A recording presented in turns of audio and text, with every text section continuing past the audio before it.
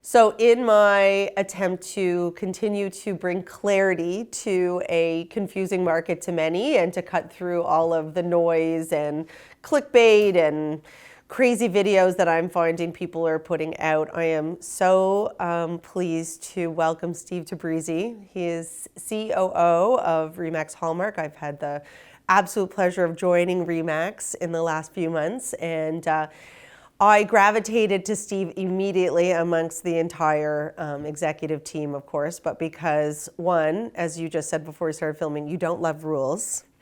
And also because Steve is the numbers guy. And I absolutely, if you ever worked with me, ever had a conversation with me, the best way to make a decision is based on numbers, maybe a little emotion, mixed in, but the best way forward is with proper data to make great decisions. So who better, right off the Buzz Conference main stage, to talk about basically a State of the Union, about what's going on. So not predictions, but really to cut through the noise and talk about what the economic and market conditions and trends are that are happening right now. Welcome to Leverage.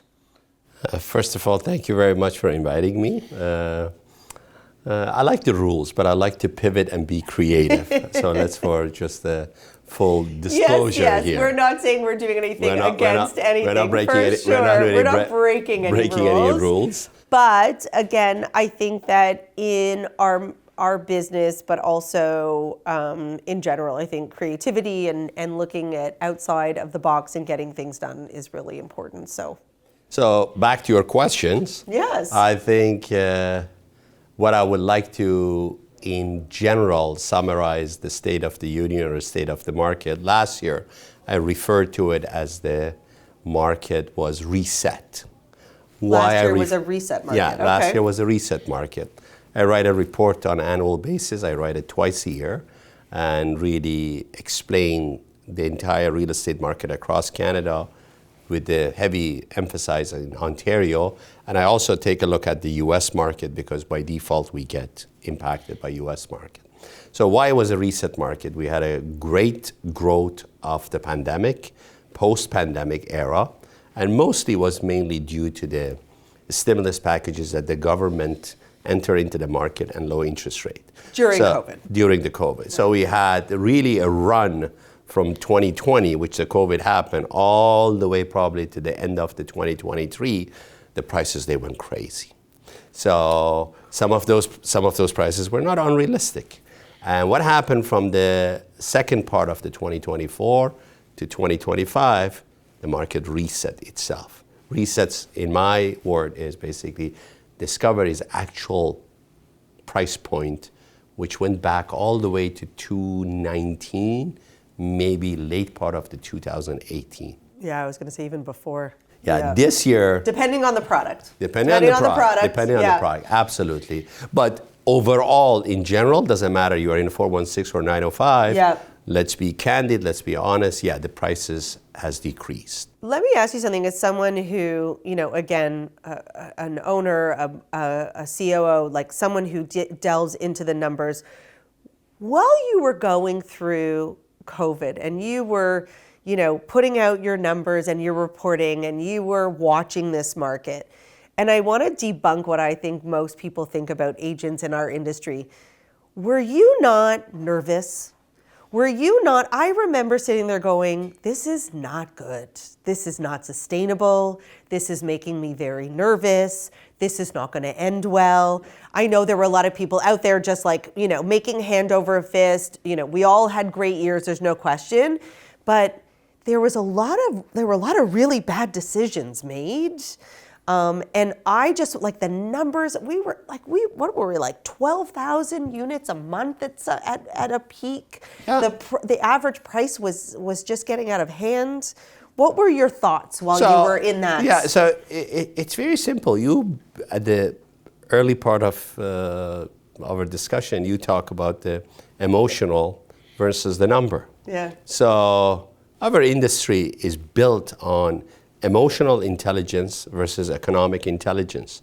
So you have during the COVID a mortgage rate of the 1.8%. It was free. So it's free. And somebody, emotional decision for a couple, for a family, oh, I like to have this home with a double car garage, 4-bedroom with a swimming pool. And honey, don't worry about it. It's only $2 million, but look at what's our payment. Right. So that's an emotional decision. Right. Sadly, many people made that emotional decision. One of the biggest things that I saw during the COVID or post-COVID is the secondary home. Everybody was in the rampage of the buying a cottage. Oh, cottages. Cottages. Yeah. Cottages from $1 million, they went to $2 million. Within the city's investment group also, we noticed the condo market. And the myth of the saying, oh, don't worry about our prices are at $17,000 or $2,000 per square foot.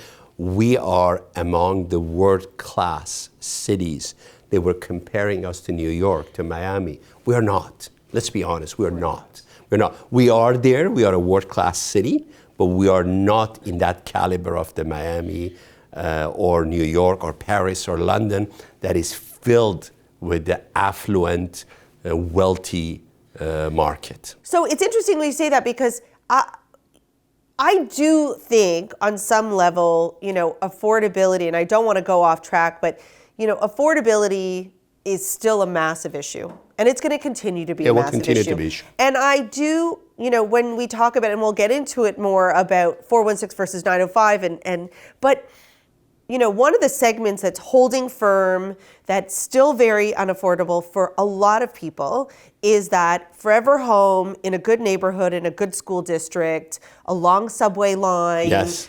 With parks and good streets and that type of thing, okay? And there's this kind of like, it's not fair. We're Canadians, we're nice. We want everybody to be happy. And I think there is an aspect of work, moving towards the idea, very similar, for example, to a New York or a London or whatever it is, that it is unattainable to live in the city for a lot of people. It's not attainable. So let's think about it. Our infrastructure from city, province, federal failed to match. Canada is built on diversity and migration. Right. It's great. You bring 350,000, 500,000 during the COVID mismanagement, bring up to 1 million people. Yes, they claim 700,000 of them, they were temporary worker or student, but they needed still a place. Right. So he forced the Canadian to buy more property to rent it to those people. But how you can create the affordability is first of all by matching the supply and demand, which we're never going to meet because we don't have enough workers to build that many homes. That's number one. Number two, you create job outside of the city of Toronto, which we have failed to create that. So that's why you see the central Toronto market is still healthy, and a generational home, as you said, they are not selling. They pass it maybe to the children, they pass it to the other member of the family. And affordability, as much as the politician, they promise we're going to do this, we're going to build 150,000 homes a year for Ontario, 180,000 home for Ontario, but we are not. We cannot. If we want, the will is there, but the infrastructure is not there. Our subway system. Well, and that's where it changes from to New York. So New York has Queens, Brooklyn, Jersey, and you can get all, my manicurist sister lives in Queens, and they come into New York on the subway. They can't afford it, but they've got a subway system. We don't have a subway system that goes out to Newmarket. There's the GO train. That's not a system. We don't have that's the challenge. We don't have the European cosmopolitan infrastructure of the highway, more than a highway, public transportation. In Canada and US, family per capita, they have more cars than in Europe. In Europe, everybody has maybe one car, a bunch of scooters, and they use the subway system. Yeah. And they are probably 3 times heavily populated density in Europe versus the Toronto. Toronto really needs next 20 years focus on infrastructure, not only for transportation and public, but also health services and systems. The provincial and federal government have a lot of work to do. Yeah. So we can do a whole other episode on that. So now we've laid the land. So we had COVID. We moved into as you call it, a reset. Reset. So the expectation was, and I I refer to Benjamin Tull a lot because I feel like he's the housing He's whisperer. great. He's great. amazing. He's great. He's no nonsense. He's got a great He personality. wasn't that way. No, he's actually quite funny at times, right? And so, I saw him spoke at Gray Brook's annual event. Now that was back in October, so this is like real rear view mirror. And again, I always say like he is so high up, in the weeds of it that he had to pre-record his speech because he was called to the federal government in Ottawa to speak to counsel on the housing policy. And he called 2026 the year where not recovery, because I think we have got a few years before that personally, but you will tell me what you think.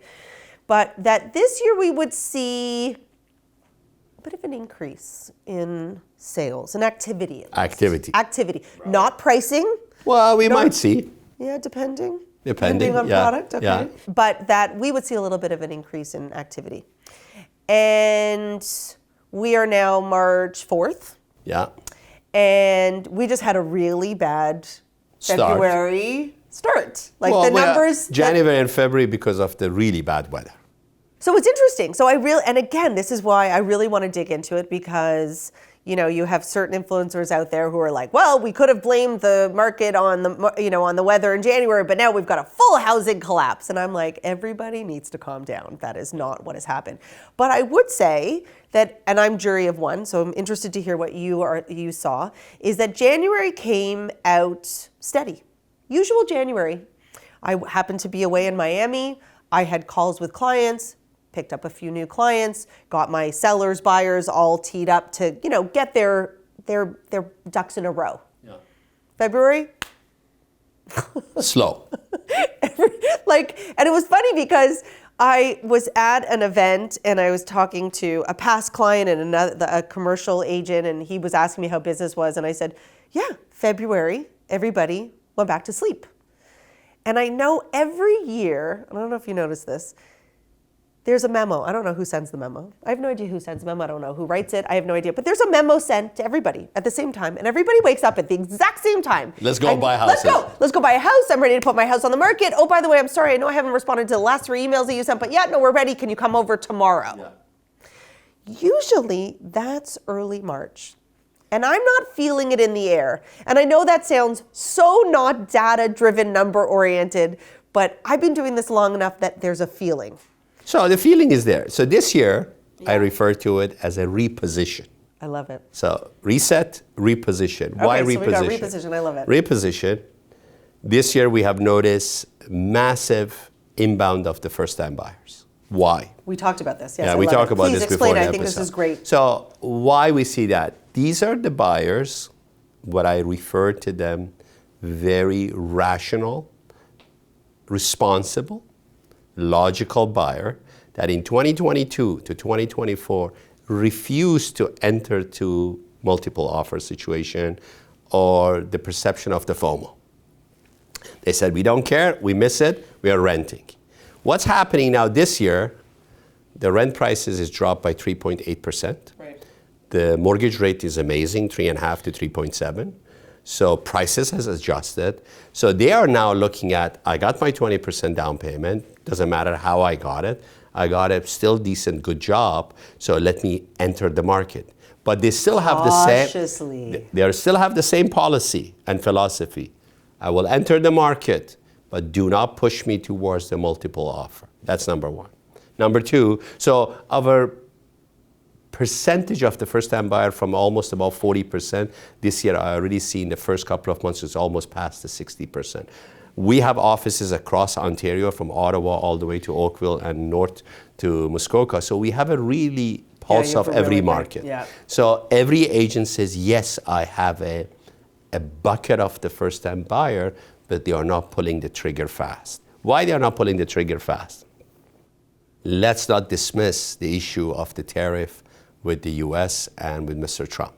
Okay. So let me just jump in. So it's interesting. I had, we were just talking about this before we started filming. We have a handful of first-time buyers as well. And I had a lovely call with one of them, video call, the wife and the husband, and he happens to actually be from the US, and And he said to me, what if Trump takes Canada down? And I was like, what? And he goes, I just feel like he could do anything he wants. I mean, I was laughing at my last guest. He said, did you see that Trump just came out and said that he called him Steve. He goes, I spoke to Steve. We're not doing business we're not doing business with Spain anymore, right? He's like, we're done. And like, it was like, a partner in a business deal. And he's like, I feel like Trump could just take Canada down and then we'd have no economy. Do you think it's a really good time to buy a house? And I was like, It's creating uncertainty. right. So I said, very fair question. There are a lot of people much smarter than me that are not calling for that. Yeah. But then you never know. So what is Trump effect, I call it? It's good and bad. The good is everybody through the last year, which was his first year of a second term, right, recognized the Trump talks. And majority of his talks get kiboshed. Move. They're kiboshed. The good news is the Supreme Court in the US came out and just said all the tariff that you impose, it was out of your authority. But he has to still create chaos in the market. He came out, he said, okay. I'm adding 10% new ones. You added against Cosma, against me, but I have the authority to add against the steel and car. All these noises that he create uncertainty among the group of the home buyers that they are not sophisticated. One is not sophisticated. Two, they are working with the companies that suddenly the company has halted the growth, the expansion, the projects, and everybody wakes up in the morning is asking themselves, do I have a job or not? Yeah. So that caused uncertainty in our market. But I feel, as Benjamin feels, the activity is going to go up. And I have a feeling by sort of a mid this year or end of this year, we have to finalize the COSMA. COSMA just expired January of the 2026. So they got to go back to the table. Same as you, I travel to US a lot. US inflation is up. US cost of the living and goods is now showing a massive increase. American, they have a good employment and good job, but American also at the same time, they're saying, hold on a second, cost of my goods, cost of my groceries, cost of everything is going up. Which is what he also campaigned on. He campaigned on. So the average Joe in the US, the average income home family is saying, my cost of living is going up. And also now he has a massive rally of even Republican against him. We need to stop this madness. US reputation among the economic group of the G20 countries is diminishing. And I'm not favoring any politics of the liberal or conservative, but it's a good news when you see finally conservative are coming and saying, okay, let's not bark at each other against the liberal, let's actually rally together to take advantage of what he has created for us and expand our trade somewhere else. Well, when are the midterm elections? Because I know this year. Yeah, so they're this year. Are they in the fall or? I think it's in October. So I know that he's going to lose one. So Tal said that he's got to get his shit together, excuse my language, before then. I think that the war has to be over by then. He's got to sew that up quickly. Yeah. I don't think it'll be prolonged. And I also think that he's going to have to, because the price of gas is going the price of down, gas. But now that all the gas isn't coming, so there's that issue. But he's going to lose one of them for sure. For sure he's going to lose one of them. But he also, his personality, he wants to be always in the news. And the Canadians are very smart, highly educated, and they are recognizing, okay, let's move on with our life. Why I call it reset, we reach a price point right now. Can it go lower than this? I don't believe so. Condo market also, although condo market is a massive, big negative impact over all of our economy and our housing, but the condo market also has reached a point, this is it. We basically are selling the condos below profit and at cost. Yeah, I'm very interested to see where the prices go this year. I think that it's on top of it, and we can get into this again, product versus demand. is that it's a very confusing market for buyers because they're seeing the headlines, right? You know, you've got I hate to throw him under the bus, but like a Ron Butler of the world that like I'm going to call him out because like every single video he does is just like this sensational, like the economy's falling, sky is falling, Chicken Little. I don't know why, you know, and people see that. And so I don't know how that's helping his business. And then, you know, and then you have, for example, It's called law of attraction by fake news. okay, sure. But that's why I want to put out these videos so that we're cutting through and we're talking about numbers versus, you know, and so Let's take a look at numbers. Last year, yes, the peak number for Toronto Real Estate Board in a peak of 2021 was about 112,000 transactions. But the average has been about 65 to 70. Yeah. Last year we did 62. What we like to see from a company-wide and a healthy, steady market is probably 75 to 80,000 based on the demand in GTA or in Ontario. Right. So how far we are from a 62 versus 75 We're to 80? really not. We are down by 20%.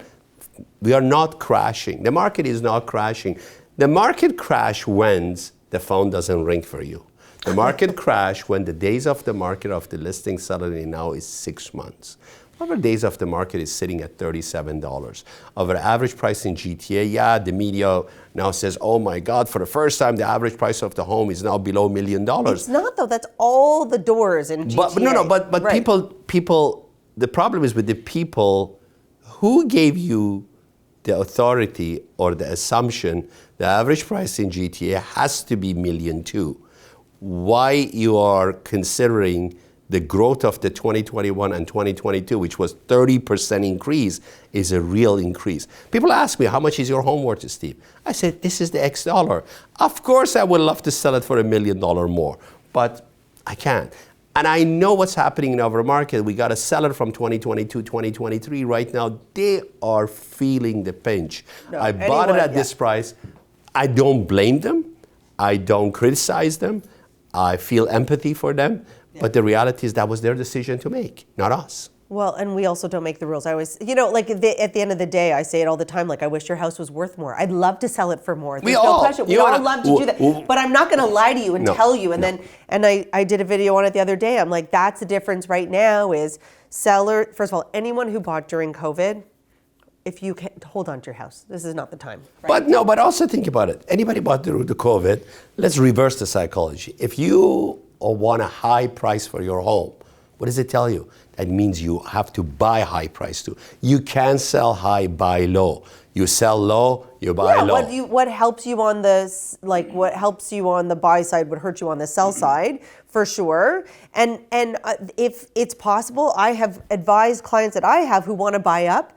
If you take the hit now, let's say even you sell it for less than you bought it, no problem. I get it. That is a painful conclusion to come to and accept. But if you look at it from a long-term strategy, buying into the next one at a lower mortgage, at a lower price, that delta is probably lower than you're going to see 5 years from now. It's the best time for the move-up buyer right now to buy.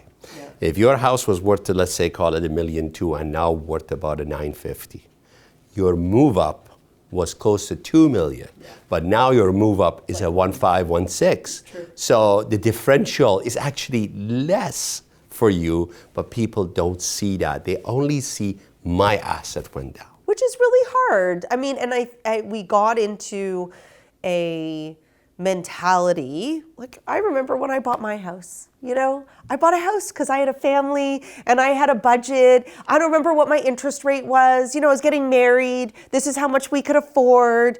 I don't ever remember having, in fact, Joy Verde was my real estate agent. And, you know, and we did some great stuff together. And I don't remember saying to her, well, is it a good price? Like, am I overpaying? No, this is how much I could afford. This is the neighborhood I wanted to buy into. You know, it was different times. But the point is that now everyone's like, how much money am I going to make on it? Like, it becomes this investment. No, exactly. You brought the perfect word. In the last 5 years, real estate becomes the number one engine of the money-making asset for consumers. In Ontario. In Ontario. Because in other provinces, that doesn't happen. People were buying and flipping constantly, and they were making fast, easy money. Yeah. And that's how you get caught. But look, I strongly believe the market this year is going to be steady, more activity. You just think it's going to be later? So this is what I see. We have two segments of the market. We got the freehold, which we refer to it as a semi-detached home, just not a townhouse, condo. not condo, Yeah. and condo. Condo market is going to suffer further. It needs to clean up its inventory. It's about 30,000 units inventory. It takes probably till mid of the 2027 to clean it up. I was just going to say, let's look at the condo market, because I also think you can slice and dice the condo market as well. So we're in early 2026. You think that we're going to clean it up in only 2 years? We're going to clean it up in about 18 months, yes. Okay. We get to a position in 18 months that is not anymore down. It's basically steady and now slowly coming back up. Okay. The actual pre-construction condo market, the developer, they're going to launch project, is going to be happen starting maybe mid-2028 because it has caused a tremendous wound in the mind of the consumer. You have been in this business longer. You know so much more than I do. The sentiment out there, and I just said it, was I think there has to be massive change on all government levels to be able to allow the builders to build proper units. I agree with you. The wound is I think there's so much mistrust. Yes. So much mistrust, okay? And I mentioned this to you, that RE just put out their latest survey, and the headline was, Ontario's housing crisis is no longer just about affordability. It's about confidence and credibility, and a lot of that has to do with the government. And there's a lot of, I don't remember what the numbers were, I have to delve into it tomorrow. But RE is forgetting one most important element. Human tendency and emotional behavior that they forget. For sure. I just believe that this demand for these badly built, horrible layout, hallway kitchen, like builds. Yeah, agree and disagree. Certain people will never forget, certain segment. Yeah. Who are the people that are gonna never forget? The pro-investor, they're gonna come back to the market because they are buying 1, 2, 3, 5 units. But will they buy the shoe boxes again? They will buy shoe boxes again because the immigration at some point has to start. We need labor. Labor, not just the general labor. We need professional. We need nurses. We need doctors. We need engineers. We need construction workers. So they need a space to start. It could be a rental. But the average Joe investor, someone that part of your clientele that say, hey, Rachel, we have $100,000 saving. We would like to invest something for our daughter. And we heard this condo market that when we buy, we can flip it in 2 years, the 100 become 200. Those people are learn a big lesson. The lesson is this: flipping, it's over. You buy it for your daughter, but you hold it for a long term. I have done investment 100%. in real estate for 29 years. I don't sell anything. Well, it's like the stock market. I mean, how many people out there go and flip stocks? But then all of a sudden everyone thought that they could buy real estate and flip it. I mean, it's the same premise. If you want to own anything in your portfolio, you hold it for a long. And yes, I had someone who reached out to me last year and they were like, I hear that if I buy pre-con, and I'm like, oh, no. But also, that is so but also let's look at the condo. This is my message to your audience. This is the year of the opportunity for a condo. The condos that they were selling at a $1,500, $1,700 downtown Toronto, they're now selling at about $650 to $850. You're talking about square feet, cost per square feet. Oh, yeah. Price per square foot. A 1+ den bedroom that went crazy to $750, $800, now is sitting at $450, $500. When you do the math, it's cheaper than the rent. That's why the first-time buyer, the one that they don't have a home, they say, I don't want to rent. I better also buy. And the move-up buyer, COVID also did something else. People were locked. We have many younger generation now with the family. They got kids after kids, kids after kids. They're saying, okay, this shoe box is not really helping me. Now they are moving up to the homes, and where they are going suburbs. They're going area of the 905, areas such as Barrie, such as Durham, Pickering, Lots of Whitby. opportunity price-wise out there. No, for sure. I mean, I think going back to the condo, I think that, again, the segment for the condos right now is a lack of good inventory. Yeah. Okay, there's definitely a lack of good inventory. And then it's still very much bottlenecked with a very small 500 square foot studio type of apartments for sure. But I actually, when I have clients who are looking at condos, I kind of, you buy a car, right? I'd never buy a car. I always say I would never own a car. I would only lease one, because the minute I take a car and I buy it and I drive it off the lot, it's worth less. I equate the same thing to the condo. You buy a condo today, it's worth less next month, because the condo in the building probably is going to go down. We're seeing prices go down. So I think that there's still great opportunity to buy a condo at less than, someone on my team was looking at a condo building at Yonge and Eglinton, and that building was still demanding somewhere in the $960 a square foot. I said, "Oh my God, I wouldn't tell anyone to buy." Well, they are building within the GTA that they are demanding still. Yeah. Because of the cachet, the hype, they want to be in that building. So we talked about condos. You think it's 2028. I feel like I look forward to having you back next year, and we can look at how. Yeah, 2028. I think we're still, what did it come at? I think we're still at 7.6 months of inventory for condos across the GTA. So it'll be interesting. It will be. There will be more cancellation of the projects. There are smart builders already halted. They are not launching anything. It all depends on the immigration reset of the policies. The government just announced new rules, and also hopefully by that time we are really, should be settled, because Mr. Trump got elected in 2025. In 2028, he's no longer can be a campaign of the election. He's basically going to be out unless he wants to be a third term, which I don't think so. That's not going to happen, for That's sure. not gonna happen. No, I think people will get distracted, and as we all know, campaign years are always really good economic years as well. So, okay, so let's talk freehold. Again, we can't paint this market with one brush. Condos is one, slice and dice that. Freehold, 416 to 905. 905 is still hurting. 905 is hurting, 905 case by case. East has adjusted to the price nicely. North, which is the Durham East? Durham East, yeah, Durham, even their condo market wasn't so bad. I think it was only like 4 months. It's adjusted nicely. I guess they have come to that acceptance faster than everybody else. Yeah. North, York region. And by the way, sorry to interrupt you, Durham was on fire during COVID. Fire! And the reason it was on fire because it's on the highway artery, and also the GO train, GO station. Yeah. York region, they're still fighting. Finally, they are coming down on the prices. West, it's really got hit.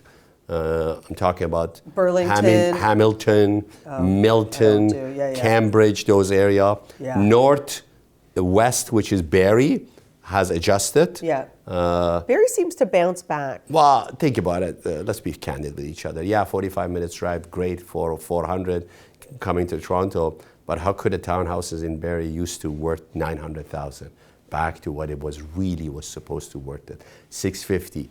But people say, no, 650 is not the price. But I said, hey, hold on a second. In 2019 was 450. Now it's 650. Right. That's a normal growth. Yeah. Not a 450, 900,000. Yeah. So that's why I call it reset. We reposition. Reposition is a consumer's acceptance.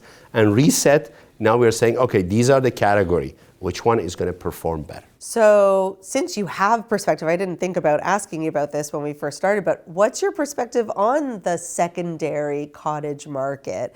I mean, I follow some agents. I feel so bad for some of them. They had such a boom. They were walking around like Toronto agents, and now, I mean, there's no way anyone's doing anything. No, it's moving. I mean, it is a good time to pick something up if you had the affordability, but it's moving. Some of those $1 million condo, because now they have suddenly $500,000, $800,000 drop on the price. they're moving, but a condo is always a lifestyle choice. Right. So if you can afford it, people buy it. If it's going to still be hurting, and we're probably going to see some people may end up basically going default in those cottages because the Airbnb, they're renting them, summer season, and some of the projects that happen in Muskoka by the developers such as Freed, with the promise of, the rent roll, this and that, they're not performing well. No. They're not. Some of the developer that suddenly built project in north of Barrie, in Aurelia, and they're asking for a detached home, $1 million, $1.2 million, they are not performing well. So that market still has a lot of time and room to adjust. Like going back to why it's so important to speak to a financial advisor before you do things, and not just your mortgage broker, your agent, but really understanding. I remember speaking to our financial advisor when we were thinking about buying a cottage, and he said to me, "No problem, just understand they don't increase in value like a home.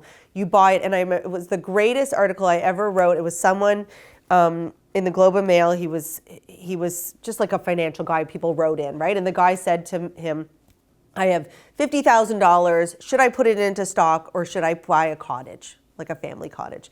And he was a financial guy from RBC, and he wrote, "You can put it into stock and you'll make a ton more money than you would if you ever bought a cottage." But cottage was an emotional decision. He said you will never be able to put a price tag on the family memories and the family time you spend together at that cottage, so you need to decide what's more important to you. And it was great advice, right? That's a good advice. It was really good advice. And I'll tell you, I bought my cottage in 2019. Before I had horseshoes, I sold and I bought, and it was great, and I got exactly what I wanted.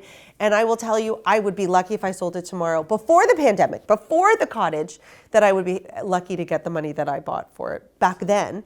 And that's what cottages are. So they are generational real estate investment. Yeah, I give it to my kids. If you are willing to hold on to it and pass it to the kids, and as you said, the memories, great.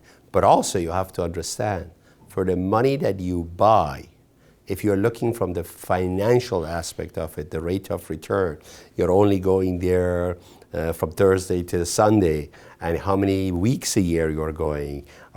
Even if you go 20 weeks, you do the same pattern, is it worth it? Some people, I have a friend that want to buy a cottage, they did an absolutely great Excel sheet pro forma. They said we will be better off to renting. Yeah, for sure, and many people do. Listen, it's the reason why 1,000,000 years ago, only teachers bought cottages. Like, it wasn't for the affluent, it was because teachers got the entire summer off, so they went up to the cottage, right? That's the irony, and now everyone's, my second home. Anyway, Steve, thank you so much for your time. Thank you very much. It was fantastic, and I really look forward to trying to cut through the noise about what's going on, because I think there's a lot of misinformation out there, and we talk about it all the time, and like you said, you feel calls from agents going, "Oh my God, no, listen. The sky is falling." Chicken Little is... Listen, my message is this. If you are investing in real estate, always think the long term.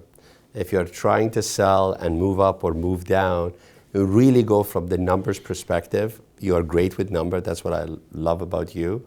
And make the right decision. And sometimes maybe the decision is maybe this year is not the time for you to move. Exactly. Hold off. But maybe this is the year for you to invest, because condo market, I strongly recommend people look at the condo market, because Warren Buffett says when there is a lot of noise, keep aside, and when there is less noise and everybody is so worried about everything, this is the time you move in. That's what I do. I love to move in where maybe it sounds cliche, but when somebody made a mistake, there is opportunity for you.